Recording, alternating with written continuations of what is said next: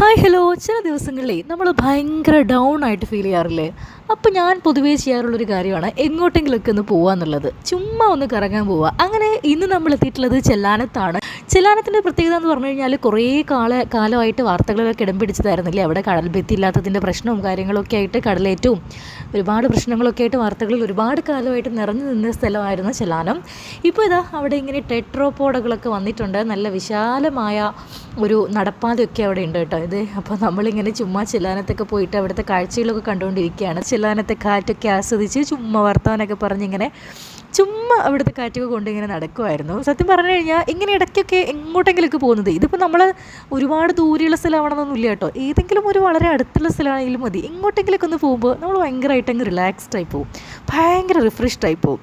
ഈ ചെല്ലാനത്തിനെ കുറിച്ച് പറയുകയാണെങ്കിൽ പണ്ട് ഞാനിവിടെ വന്നിട്ടുണ്ട്. ഇവിടെ പണ്ട് ഞാൻ കൊച്ചിയിൽ വർക്ക് ചെയ്യുന്ന സമയത്ത് ഒരുപാട് കുടിവെള്ളക്ഷാമമൊക്കെ ഭയങ്കരമായിട്ടുണ്ടായിരുന്നു. അപ്പോൾ ആ സമയത്ത് ഇവിടെ റിപ്പോർട്ടിങ്ങിന് വേണ്ടി വന്നിട്ടുണ്ട്. പക്ഷെ അന്നിങ്ങനെ ഇത്രയും ബ്യൂട്ടിഫുൾ ആയിട്ടുള്ള ഒരു വ്യൂ ഒന്നും ആസ്വദിക്കാനൊന്നും പറ്റിയിട്ടില്ല. നമ്മുടെ ജോലിയുടെ ഭാഗമായിട്ട് വരുന്നല്ലേ.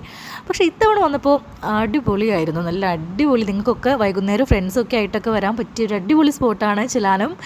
എന്താണെന്നുണ്ടെങ്കിലും ഞാൻ കുറച്ച് റിഫ്രഷ്ഡ് ആയിട്ടോ അങ്ങോട്ട് പോയി മൂഡിലല്ല തിരിച്ചു വന്നത്. സോ അത്രയേ ഉള്ളൂ. Thanks for watching.